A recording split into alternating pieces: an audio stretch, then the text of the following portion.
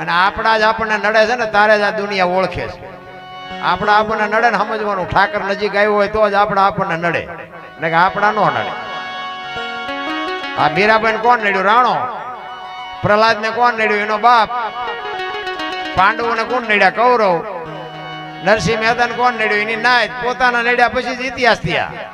એટલે આપણા નડે પછી રોદડા નો રો. સમજવાનું, ઠાકર નજીક આવ્યો હોય તો જ નડે, ને પાલોદર ઉદી ઓળખે ને પડખે પડ્યા નોમ બનેલા ઓળખે. આપણાની બાપુ મજા જ ઈ છે. તમને મને માણસનો અવતાર આપ્યો, આનંદ કરો, મોજ કરો. જીવવાનું છે ને કેવું જીવવાનું છે આપણે જોવાનું, મરવાનું કેવી રીતે એને જોવાનું, આપણે જોવાનું નથી.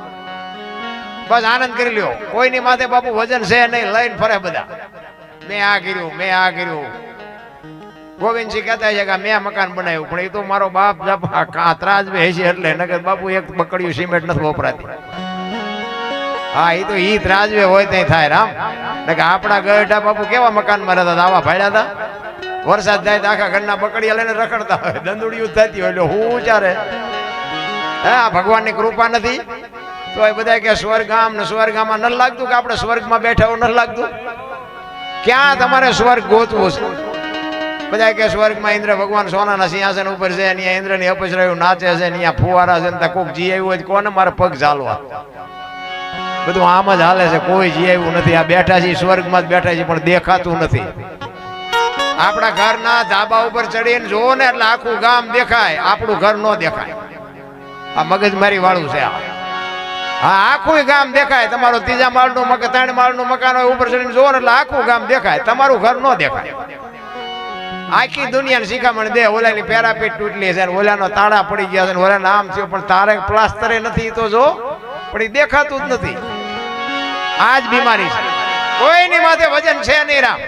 મારા જન્મે ને 1.5-2 કિલો હોય, 60-80-100 વર્ષ જીવે અને મરી જાય, શમશાનમાં લઈને હળગાવી નાખો અને રખ્યા ભેળી કરીને જોકો એટલે 1.5-2 કિલો થાય. કાંઈ છે નહીં બાપુ, આનંદ કરો, મોજ કરો, વાતમાં કાંઈ છે નહીં. કાલ ફડાઈ ગયો ફૂટી જાય, બસ આનંદ કરી લ્યો. હું તો મારો રામ જાણે ચમ હાલ્યું છે ને, હું તો ખટારાનો ડ્રાઈવર હતો. ખટારો આંકતો તો ના, મારો મેળ પડી ગયો. આ સાધુ સંતોની હાજરીમાં તમે બધા હેઠે બેઠા છો, અમને ઉપર ચડાવ્યા છે. કંઈક બાપુ સંતોની કૃપા થઈ જાય, કંઈક મા બાપના આશીર્વાદ મળે. અને હું તો બાપુ ભલામણી એક જ કરું, જ્યાં જાઉં ને મા ને બાપને હાચો. બસ મારી બીજી કોઈ એવી અંતરની કોઈ બીજી કોઈ ભલામણ કરતો જ નથી. પુણ્યદાન કરવું હોય તો કરજો, ન કરો તો કઈ ભલામણ નથી કરતો. પણ મારી એક હાથ જોડે વિનંતી કે બાપુ મા બાપ જેવા હોય એવા પણ મા ને બાપ ને બાપુ હાચો. જિંદગીમાં તમારો મોડો દી ન ગઈ આપણી ગેરંટી. મેં આખી જિંદગી કઈ સારું કામ જ નહોતું કર્યું. બોલો, મા બાપ ને હાચવાઈમાં આપણો મેળ પડી ગયો ને કે આપણે ધોકા ફેરવવા સિવાય કઈ કર્યું જ નહોતું. ઝઘડા ને બાજવાનું, મારવાનું, કૂટવાનું એ જ કર્યું. નકરા માર્યા છે એવું નથી. ઓ મારે એટલા ને ખાધો છે. હા, આપણે મારે ધરીને ખાધો. પણ કહેવાનો મિનિંગ મા ને બાપ ને બાપુ હાચવા એમાં આપણો મેળ પડી ગયો. એટલા માટે આ બધા મારા જાત અનુભવ છે ને, એટલે હું કહું છું કે મા બાપ ને હાચો, કુટુંબ પરિવારમાં એકતા રાખો ને વ્યસનથી થોડાક આઘારો, બસ. બાકી દાણા બાણા જોર આવાજ ન પડે. આ એ તમારી ગેરંટી આપણી. આજનો યુગ છે ને કોમ્પ્યુટરનો યુગ છે, વિજ્ઞાનનો યુગ છે. એટલી વિજ્ઞાનની હરણફાળ છે, પણ એક ભજન બનાવીને બજારમાં મૂકો જો હાલે? નો હાલે. આની માટે તો બાપુ પોતાને જાત અનુભવ કરવો પડે. એમના મહાપુરુષો છે ને, અનુભવ કરીને ક્યાં શું પડ્યું છે એનું પરફેક્ટ કરીને આપણને આપ્યું છે. પણ આપણને ગળે નથી ઉતરતું. વાંધો એ છે. કારણ કે એક વરસાદ પડે ને, વરસાદ આમ 2 કિલોમીટર 5 કિલોમીટર સુધી સરખો જ પડે ને, પણ એમાં કોને શું લેવું છે તો પોતાને ખબર હોવી જોઈએ ને. માટલું મૂકે માટલા જેટલું આવે, ને ગ્લાસ મૂકે ગ્લાસ જેટલું આવે, ને ડોલ મૂકે ડોલ જેટલું આવે. કોકા ભાઈ ગયા ઊંધું મૂકે કોરે કોરું રહે. તો શું મૂકવું તો આપણને ખબર હોવી જોઈએ. અરે મને તો એમ થાય ભલા માણસ શું જીવે એવું આવ્યું છે. હે, વાહન મકાન રૂપિયા લોટા હવામાં ઉડે, વગર દોડે વાતો થાય, હિલોળા કરે એવું આવ્યું. પણ સંતોષ જેવો શેઠો જ નથી. જેની પાસે જાઓ તે બધા અમારી પાસે કઈ છે જ નહીં, અમારી પાસે મરો કઈ ન હોય. શું જોવે છે એ નથી ખબર પડતી. અરે આપણા ગઢાએ બાપુ સારું કપડું નથી જોડ્યું, સારું જોડું નથી મળ્યું, 2 ટાઈમ સારો રોટલો નથી મળ્યો. રામ ઈને આપણને મોટા કર્યા, ભૂખ્યા ને બાપુ ખવડાવી અને પોતે ભૂખ્યા રહ્યા ને બાપુ એ પૂન કમાણા ને એ આજ આપણે હિલોળા કરીએ. તારે માગણા આવે તો ડેલીઓ આડી કરે, આગળ જાઓ આગળ, આગળ જાઓ આગળ, આગળ ઠેઠ સુધી તારા જેવા જ છે, ક્યાં જાય આગળ? આશરાના ધર્મ માટે બાપુ કચ્છનો જાડેજો તમે જોવો તો ખરા. એક આશરાના ધર્મ માટે સતી તોરલ પોતાનો દેહ અડાણે મૂકી દે. મારા બાપ ક્યાં તમારે મારે દેહ મૂકવાના છે? અરે આટલું બધું ભગવાને આપ્યું અને એક ભૂખ્યા માણાને જો બટકું રોટલો ન દે કે તો બાપુ મરી જવાય. કોઈ જિંદગીમાં જીવવાનો કોઈ મતલબ નથી રાખતો. બાકી તો જાનવર પૂજાય, હળદીના ઘાટ ઉપર રાણા પ્રતાપનો ઘોડો પૂજાય છે, સતાધારમાં પાડો પૂજાય છે, ચમરાળામાં ભેંસ પૂજાય છે, કચ્છમાં દાદા મેકરણનો કૂતરો ને ગધાડો પૂજાય છે. આપણું પાડોશી હારું નથી બોલતા, શું જીવીને કરવાનું? ભલા કૂતરાની માનતા રાખો, ગધેડાની માનતા રાખો ને તમારા કામ થાય. તમે હું તો માણસ છે ભલામણા. અરે શું ભલામણા આપણી સંસ્કૃતિની પથારી ફેરવી નાખી. સંસ્કૃતિ હમણાં ભાઈ કહેતા હતા ને કે સાધુ મથે છે, સાહિત્યકારો મથે છે. આમ મથે નથી મેળ પડે એવું કઈક માઇલ પર ઉતરે તો કામનું. બાકી એમાં તો મથીએ છીએ પણ બુઝારું ટાંક હોય, સાંટો પડે. આ એમ નામ પડે એવું નથી બાપુ. એ તો અંદરની વેદના હોવી જોઈએ, ચિત્તની શાંતિ, મનની પ્રશંસા, દિલની દાતારી, ગુમડાની રૂજ અને ટાટિયા તાવની ટાઈટ, એટલું માલકોરથી આવવું જોઈએ. ભજનનું છે ને સમજાય એવું છે જ નહીં. અને જો તમે સમજી જાઓ તો અમને બોલાવો નહીં ને, એટલે સમજાય બમજાય નહીં, તમે તાર મજા કરો. કારણ કે આ ભજનનું કેવું છે, ગુમડું હોય ને ગુમડું, એને દવા લગાડવાની હોય ઉપરથી, મટે માઇલ પાઈથી. હશે હું છું એટલે નથી સમજાતું. આ તો કોક એવા સદગુરુ મહારાજ ની બાપુ કોઈ સંતનો શેડો અડી જાય ને તો મેળ પડે એવું છે. બાકી ભજન ભજન જય ભગવાન, મજા આવી એટલું કરો. ભારે મજા આવી, ભારે મજા. ઓલે એક ગણપતિની સાખી છે ને, તમે બધા સાંભળી છે. ગૌરી તમારા પુત્ર ને મધુરા સમરે મોર, દીના સમરે વાણિયા, રાતના સમરે ચોર. આવે ને બધા સાંભળી છે. તો હું તમને બધાને પૂછું છું કે સાખીમાં એમ કે છે કે ગૌરી તમારા પુત્ર ને મધુરા સમરે મોર, તો એ ગણપતિ ને મોર ને સંબંધ શું, હવું શું થાય? મોર ને ગણપતિ ને બે અહીંયા ભેગા ચમ કર્યા? આનું મંથન ન કરો ને તમારી બાપુ મજા જ ન આવજો. ભજનમાં બેઠા હોય ને ચા ની જરૂર ન પડે અને બંગાવું ન આવે, સૂરજ નારાયણ ઉગે જો ભજનમાં બેઠા હોય તો. બેઠા હોય મંથન કરવાની જરૂર છે. ભજનમાં એ છે ને ગૌરી તમારા પુત્ર ને મધુરા સમરે મોર એમ છે જ નહીં. તોય બધા ગાય છે ને બધા માથા હલાવે છે, બરોબર છે. એમ નથી. ખરેખર શું છે, ગૌરી તમારા પુત્ર ને સૌથી સમરીએ મોર. આ 33 કરોડ દેવ છે ને, એમાં તારા દીકરાને આખી દુનિયા પેલા, તારા દીકરાને પેલા સમરીએ, સૌથી સમરીએ મોર. તા બધા અહીંયા મોરલો ગોઠવી દીધો. તોય બધા આયા આજ કરે છે. ભજન ભજન એમ નામ ન સમજાય, તો માથે ધણી હોય તો સમજાય. ગણપતિ નું માથું ભોળાનાથે કાપ્યું. ભોળાનાથ નો દીકરો ગણપતિ, ભોળાનાથે કે માથું કાપ્યું ને હાથીનું લગાડ્યું. આપણે ફોટામાં જોઈએ ને, સાચી વાત જ હોય ને તો જ હાલે ને. અત્યાર સુધી હાલ્યું છે કઈ ખોટું ન હોય. પણ હું કહેવા એ માંગુ છું કે ભોળાનાથે કાપ્યું અને હાથીનું લગાડ્યું, તો ઓલું કાપ્યું ત્યાં યાદ નહીં પડ્યું હોય? હાથીનું કાપીને ચોટાડી શકે તો ઓલું પડ્યું એ ન ચોટાડી શકે? ચમ નહીં ચોટાડ્યું હોય? ચોટાડ્યું છે હાથીનું જ, તે 100% ની વાત.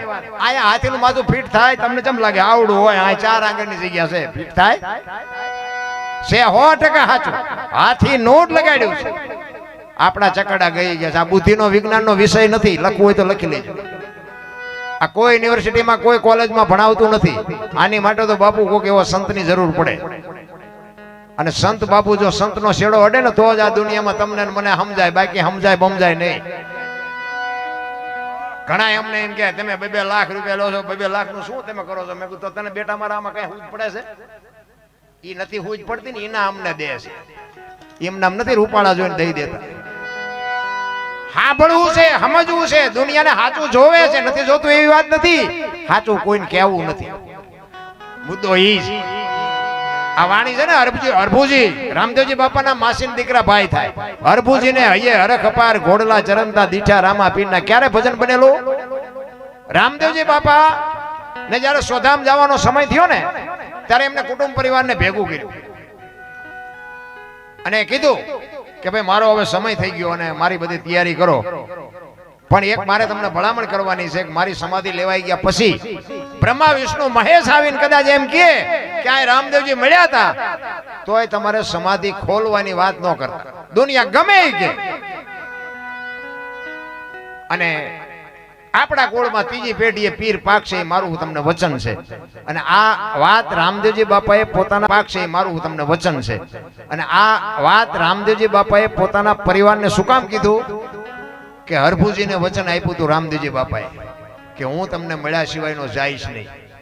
અને એમને એમ થયું મારી સમાધિ લીધા પછી મારે હરભુજીને મળવું પડે અને આ સમાજને જો ખબર પડશે કે રામદેવજી બાપા હરભુજીને મળ્યા તો આમને શંકા જાગશે. એટલા માટે બાપુ એમને પહેલા ચેતવા સમાધિને ખોદવાની વાત ન કરવા. બધા સહમત થયા, બધું કાર્ય પરિપૂર્ણ થઈ ગયું. અને આ વાત ઉડતી ઉડતી બાપુ હરભુજીના કાને પડી કે રામદેવજી બાપા સોધામ વૈયા ગયા. હરભુજી માનતા નથી. એ કે વાત ખોટી. એ કે એ તો વચનનો સિદ્ધ માણસ છે બાપુ, વચનનો પાકો માણસ. મને કીધું મળ્યા સિવાય નહીં જાઉં, કોઈ દી જાય જ નહીં.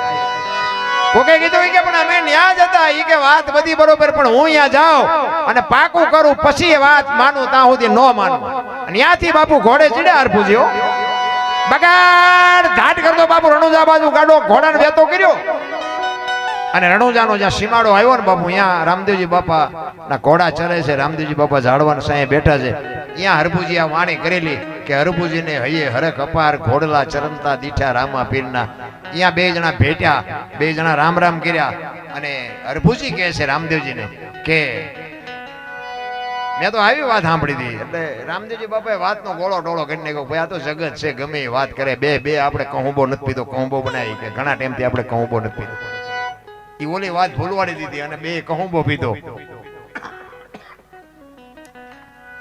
અને પછી જે સમાધિમાં મૂકેલી વસ્તુ રતન કટોરો, અમલની ડાબલી, વીરગેડીઓ અને પામરી, આ બધી વસ્તુ જે મૂકી હતી એ વસ્તુ બાપુ રામદેવજી બાપાએ હરભુજીને આપી અને કીધું કે તમે ગામમાં જાઓ, અત્યારે હું નથી આવતો. અને ત્યાંથી હરભુજી ગામમાં આવ્યા. એ ડાયરો શોકગ્રસ્ત બાપુ ચોરે બેઠો હતો. બધા વિચાર કરે કે ભાઈ જો ભાઈ વિવેકોના ઘોડા ઉપર બેન હાલ્યો હોવાની શરમ નહીં આવતી હોય. અહીંયા આવીને કે શું આ બધા બેઠા છો? કરે શું ગાંડા જેવી વાત કરે કે રામદેવજી બાપા વિયાઈ ગયા 3 દી થયા. હરભુજી દાંત મીડિયા કાઢવાય કે પણ રામદેવજી બાપા દટાણે મને સીમાડે ભેગા થયા. તો કે આખું ગામ ખોટું તું સાચો.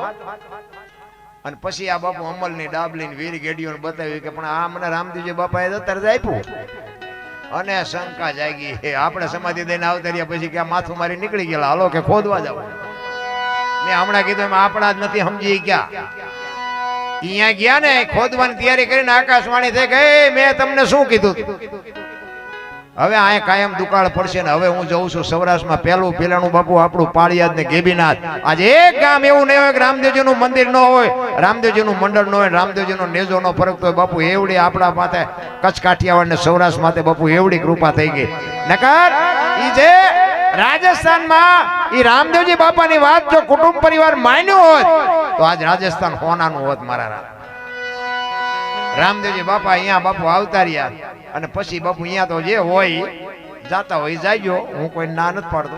એક વખત હું જઈ આવ્યો. બાકી અહીંની જે મજા છે ને, જો કે બધાને બહારનો જ વધારે મોહ છે. હરિદ્વાર વાળા કે દ્વારિકા જવું, સોમનાથ વાળા કે પાવાગઢ જવું, તો સાચું ક્યાં છે?